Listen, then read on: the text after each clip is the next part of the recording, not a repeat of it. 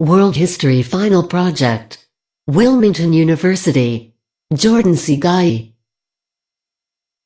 Why history? Without the knowledge of our history, we would not be able to understand why certain events took places. We would not be able to prepare for the future, because we do not know what happened in the past. The past is important in the future.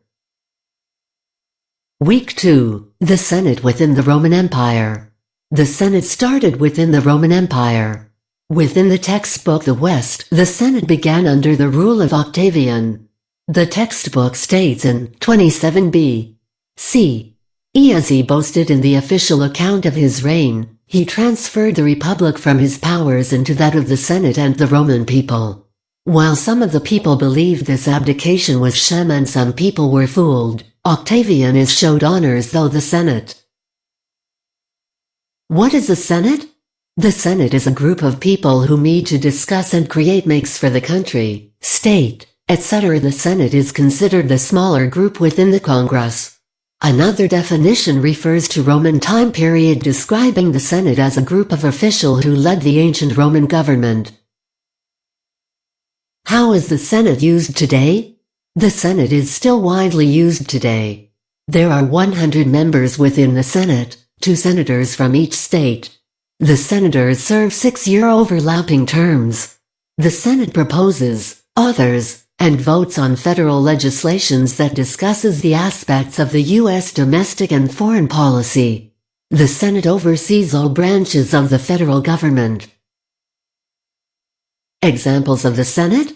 The Senate has used a voting policy since 1913. Within this voting process, candidates are able to campaign for public support. The 17th Amendment allows the governor or executive authority of each state, if authorized by that state's legislature, to appoint a senator in the event of a vacancy, until a general election occurs. With 3/4 majority within the votes, a senator is elected. The Senate is widely known for the process of making laws. All bills are passed through both sides of Congress before it can become an actual law. The importance of the Senate? The Constitution starts with "we the people," and the Senate and the House of Representatives are a true representation of the voice of the people. Without the Senate, the voice of the people would not be acknowledged. Without the voice of the people, the government would look more like a monarchy instead of a democracy. Week 3. Christianity during the Crusades. The Crusades are defined as any war undertaken by Christian power within the 11th, 12th, and 13th centuries to win Holy Land from the Muslims. Christianity is defined as the religion derived from Jesus Christ, based on the Bible as sacred scripture, and professed by Eastern, Roman Catholic, and Protestant bodies. Connection to today. The Crusades has left an imprint on the world as a whole. For example, many of the national flags of Europe incorporate a cross. In addition, many images of crusaders in our popular culture are indebted to the 19th century. Some in that century, like the novelist Sir Walter Scott, portrayed crusaders as brave and glamorous yet backward and unenlightened. Simultaneously, they depicted Muslims as heroic, intelligent, and liberal. Modern crusading histories in the Islamic world began to be written in the 1890s, when the Ottoman Empire was in crisis. After the Ottomans, some Arab nationalists interpreted 19th century imperialism as crusading, and thus linked their efforts to end imperial rule with the efforts of Muslims to resist crusading in previous centuries. Examples. The Crusades tended to have 2 major consequences affecting the social, political and economic life of Europe. The Crusades helped end feudalism in Western Europe and brought about the conditions that helped create the Renaissance. The Crusades began the breakdown of feudal society in Western Europe. Many feudal lords went off to fight and die in the Crusades, leaving their serfs free to go to towns and start new lives. Monarchs gained new strength when knights left to fight in the Crusades in the Middle East. This increase in the power of the monarch also helped to end feudalism. Crusaders brought back goods such as spices and cloths, which increased demand for these goods. Merchants, particularly in Italy, grew rich from this new trade with the East. Crusaders also brought back Greek and Roman classical works. The wealth from trade and new knowledge from classical Greek and Roman works sparked the Renaissance in Europe. Importance. The Crusades spread Christianity, expanded the territories of many European countries, increased trade, spread knowledge, and began an era of persecution and war against non-Christians that continued with the Inquisition. Week 4. Linear perspective. Linear perspective is defined as a form of perspective used within drawings and paintings in which parallel lines are used to represent an illusion of depth and distance. Connection to today. Within the history of perspective, there was no attempts of use before the 14th century. Once Filippo Brunelleschi began to experiment with linear perspective, he painted an image of the baptistry in Florence, leading to many artists to use the linear perspective technique. Today, linear perspective is taken for granted because artists are very familiar with the technique, but if linear perspective were not used, pictures would seem beautiful, but lack depth and space. Examples. Within both of these examples, linear perspective is used. As you can see some sort of distance within the paintings. The photos look like we are standing right where the artists drew them. The way the lines are drawn to show a horizon makes the paintings much more captivating. Importance. Renaissance artists were concerned with painting realistic scenes, and linear perspective allowed them to accomplish this realism, which helped make their paintings all the more captivating. Artists today make very captivating images. Without this technique, the three-dimensional image would not come to life on a two-dimensional surface. Week 5. The Columbian Exchange and Diseases. The Columbian Exchange refers a time period of cultural and biological exchanges between the Old and New Worlds.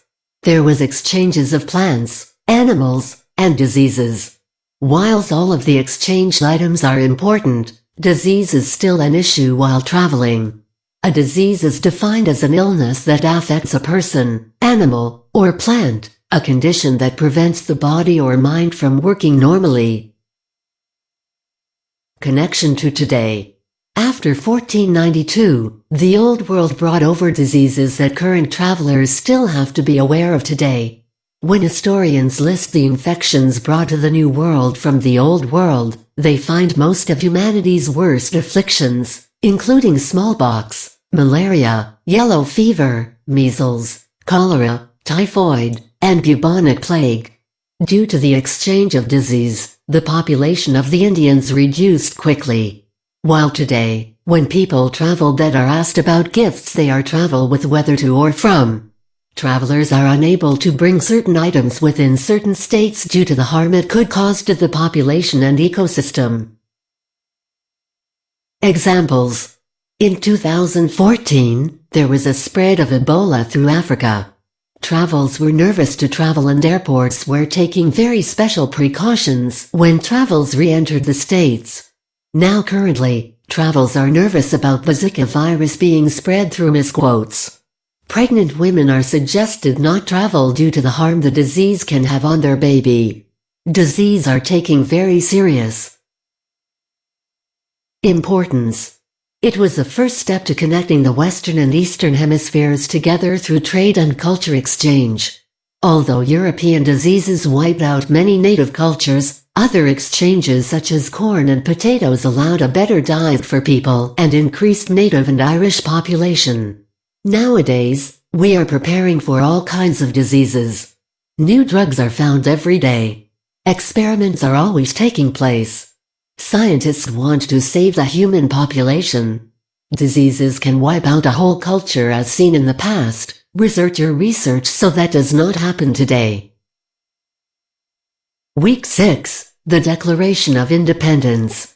The Declaration of Independence is a document declaring the United States to become independent from England, which was signed by the 13 colonies' representatives on July 4, 1776. Connection to today. The United States is still independent from the English monarchy. Today, the Declaration of Independence is used to halt and reverse the drive toward dictatorship. A movement must be built in the working class, a movement that begins with the understanding that democracy is incompatible with capitalism, and that true freedom must be rooted in social equality. All that was progressive in the history of the United States can be carried forward only through a revolutionary struggle for socialism.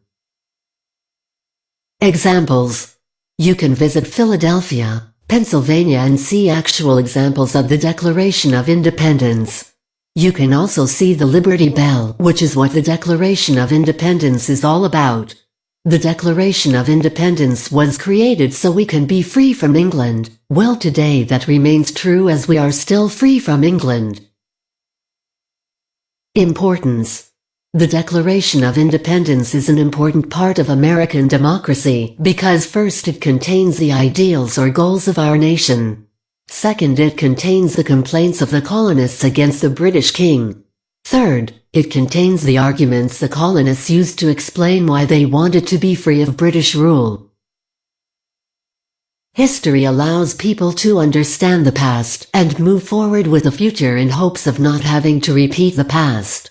We have a better future with the knowledge of the past. Bibliography. Thank you for watching my presentation.